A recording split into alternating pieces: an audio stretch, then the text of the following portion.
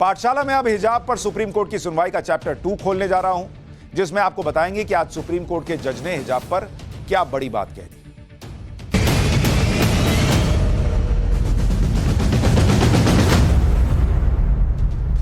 कल हमने आपको बताया था कि कर्नाटक के स्कूलों में हिजाब बैन पर सुप्रीम कोर्ट में कैसी दलीलें रखी गई थी।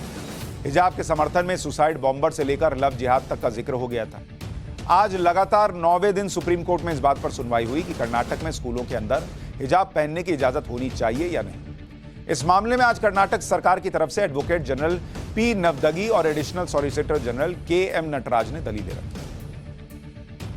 कर्नाटक सरकार की तरफ से सुप्रीम कोर्ट में एडवोकेट जनरल नवदगी ने कहा कि कर्नाटक हाईकोर्ट में अनुच्छेद 25 के दायरे में हिजाब के मामले को सुना, यानी अगर कोई धार्मिक परंपरा अनिवार्य है तो भारतीय नागरिक इसे हर जगह फॉलो कर सकते हैं। सुप्रीम कोर्ट ने कहा कि सवाल यह है कि अगर हम ये मान भी लें कि हिजाब अनिवार्य धार्मिक परंपरा नहीं है, तो फिर यह किस तरह की परंपरा होगी। इस पर एडवोकेट जनरल ने ए.एस. नारायण बनाम आंध्र प्रदेश राज्य के मामले को पढ़ते हुए कहा कि हिजाब सिर्फ एक धार्मिक परंपरा है, धर्म का अनिवार्य हिस्सा नहीं है। यह कोर्ट के अंदर जो बातचीत चल रही, सुनवाई हो रही, वो आपको बता रहा हूं। इस पर जस्टिस हेमंत गुप्ता ने कहा कि दलील यह है कि कुरान में जो कुछ भी लिखा है वो अनिवार्य है और पवित्र है।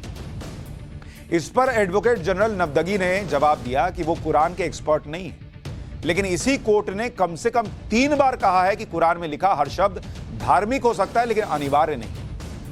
यानी कुल मिलाकर कर्नाटक सरकार की तरफ से इसी तर्क के आसपास दलीलें रखी गई कि हिजाब इस्लाम में अनिवार्य नहीं है और कुरान में जो लिखा है वो सब अनिवार्य नहीं हो सकता। अपनी दलीलों को आगे बढ़ाते हुए कर्नाटक सरकार के एडवोकेट जनरल नवदगी ने हिजाब का जिक्र किया और कहा कि कई मुस्लिम महिलाएं हिजाब पहनना पसंद नहीं करती। जो मुस्लिम महिलाएं हिजाब नहीं पहनती हैं वो दूसरों के मुकाबले कम इस्लामिक नहीं होती। अगर हिजाब पहनना इस्लाम का अनिवार्य हिस्सा होता तो इसे हर जगह लागू करना पड़ता, लेकिन ऐसा नहीं है।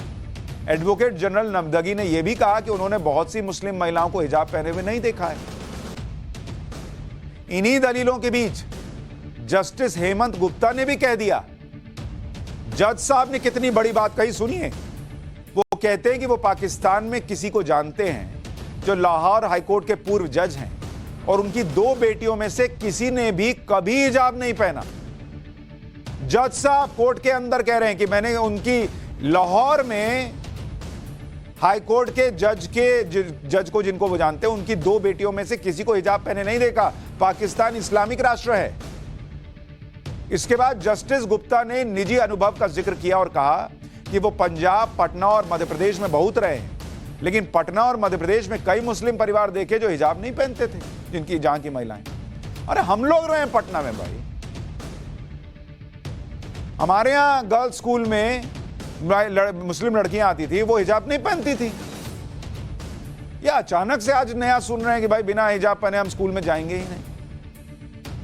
एडवोकेट जनरल के बाद कर्नाटक सरकार की तरफ से additional solicitor general K M. Nataraj ने भी दलील पेश की। ASG KM. नटराज ने सुप्रीम कोर्ट में कहा कि सरकार ने किसी धार्मिक पहलू को नहीं छुआ है, ना तो किसी धार्मिक गतिविधियों पर रोक लगाई है और ना ही किसी धार्मिक गतिविधि को प्रोत्साहित किया है।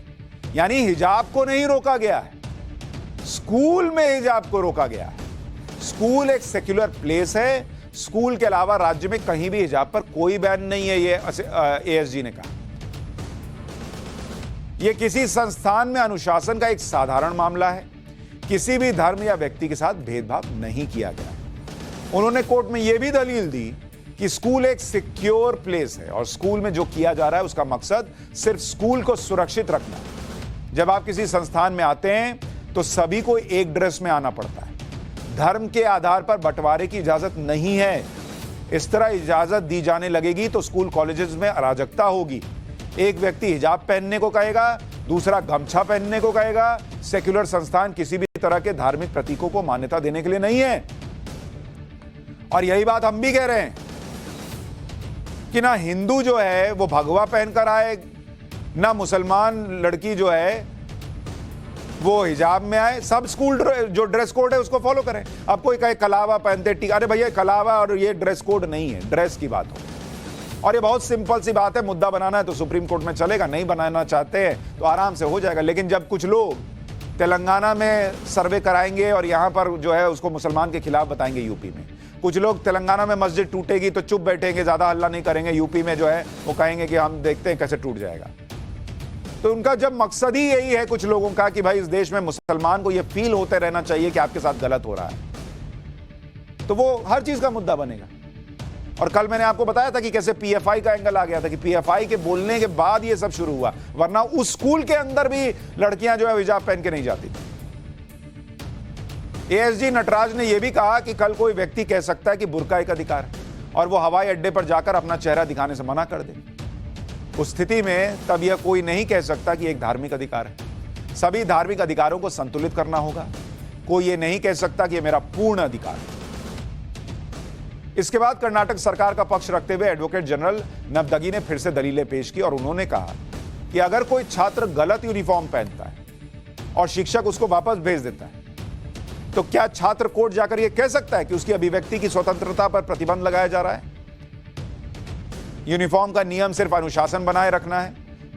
हमारे यहां स्कूल में होता था, एक से एक हीरो आते थे, टाई इधर पहनी है उधर पहनी है। वो जमाने में तो टीचर मार भी देते थे, सीधा पहनो, बाहर खड़ा कर देते थे 3 दिन हीरो बन जाए। अब वो जाए सुप्रीम कोर्ट में लड़ ले, मेरी आजादी है, मैं टाई यहीं पहनूंगा, मैं माथे पे लगाऊंगा। ये कोई आजादी है? इस पर जस्टिस सुधांशु धूलिया ने पूछा कि हो सकता है कुछ स्कूलों में यूनिफॉर्म ना हो तो आप उन्हें कैसे रोक सकते हैं?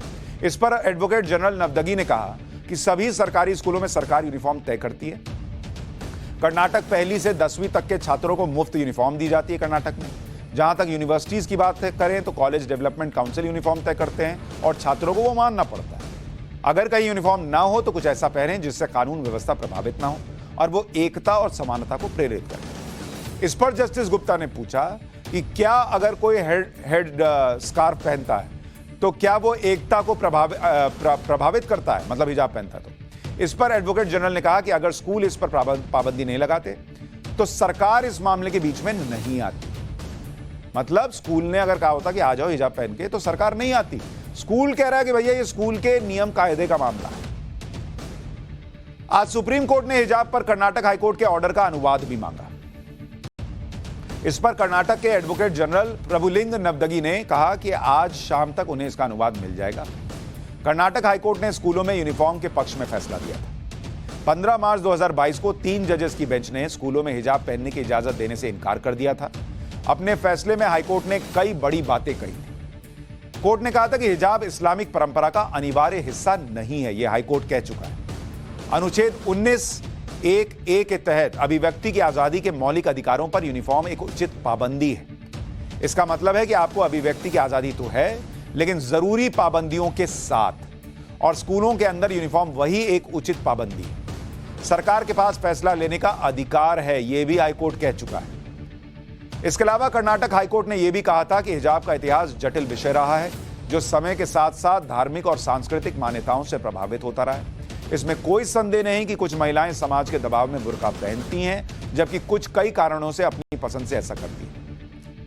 बुर्का वास्तविकता में दिखने वाली आसान चीज है। जो महिलाएं हिजाब पहनती हैं या जो नहीं पहनती हैं या इसके पीछे जो गलतफहमियां हैं या पहनने के पीछे जो तर्क दिए जा रहे हैं वो हिजाब को मान्यताओं और प्रथाओं के रूप में देखते हैं। इसलिए इसकी सादगी एक धोखा है। बुर्के के पीछे ही इसकी जटिलताएं छुपी हुई है। हाईकोर्ट में ये केस हार चुके, अब सुप्रीम कोर्ट गए हैं। सुप्रीम कोर्ट में जो बातें कही जा रही हैं मुझे लगा आपको बताना चाहिए, देश को पता चलना चाहिए, क्योंकि अचानक से फैसला आएगा फिर कुछ लोग कहेंगे ये मुसलमानों के खिलाफ हो गया। चर्चा क्या हुई आपको बताया ही नहीं जाएगा। और जैसे हिंदुस्तान में हिंदुओं को, अगर हिंदू महिलाओं को इतना इतना घूंघट करने के लिए कहा जाता है तो हिंदू समाज उसका विरोध करता है। यह नहीं कहता कि हमारी लड़की इतना इतना घूंघट करके स्कूल में पढ़ने जाएगी। वैसे ही अगर मुस्लिम लड़कियां घर में हिजाब पहनती हैं, बाहर मार्केट में हिजाब पहनती हैं, किसी को आपत्ति नहीं, आप पहने, लेकिन स्कूल में हिजाब पहनकर जाएं, इसको लेकर अगर विरोध करेंगे, विरोध हो रहा है, तो क्या उसको मामले को कोर्ट ले जाया जाना चाहिए? यह भी सोचिएगा।